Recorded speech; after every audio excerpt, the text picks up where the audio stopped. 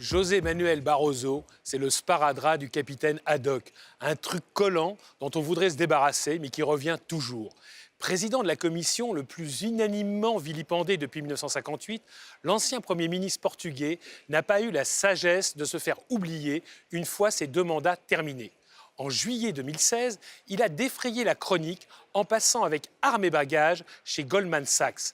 Un véritable bras d'honneur aux citoyens européens, car Goldman Sachs, ce n'est pas n'importe quelle banque. C'est cette banque d'affaires américaine qui est en partie responsable de la crise des subprimes de 2007-2008 et donc de la crise économique qui a suivi et dont l'Europe a mis 10 ans à sortir. Il fallait oser et Barroso l'a fait. À l'époque, Jean-Claude Juncker a commis une faute politique en ne condamnant pas fermement Barroso. Il lui a fallu 15 jours pour lâcher un bien timide « je ne l'aurais pas fait ».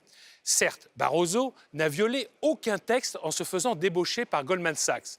Ce que n'a pas compris Juncker, c'est que le problème n'est pas légal, mais moral. Fin de l'histoire? Non. Car Barroso, qui avait promis de ne pas utiliser ses contacts au sein de la Commission pour faire du lobbying, s'est fait surprendre en octobre dernier en compagnie d'un vice-président de la Commission, le Finlandais Jyrki Katainen. Ce dernier s'est défendu en affirmant qu'il s'agissait d'une rencontre amicale et personnelle.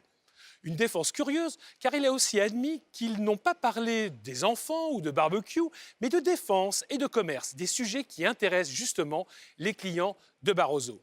Juncker, une nouvelle fois, a écarté d'un méprisant « ce n'est rien » toutes ces questions de journalistes. Ce n'est pas l'avis de la médiatrice européenne, pour qui l'affaire Barroso a causé de sérieux dommages à l'image des institutions européennes. Elle exige donc que le cas Barroso soit réexaminé par le comité d'éthique afin qu'on lui interdise tout contact avec la Commission et que le code de conduite applicable aux anciens commissaires soit durci. Certes, il y a une vie après la Commission, mais quand on a travaillé à Bruxelles, il faut veiller à ne pas saper la confiance des citoyens en acceptant n'importe quel job.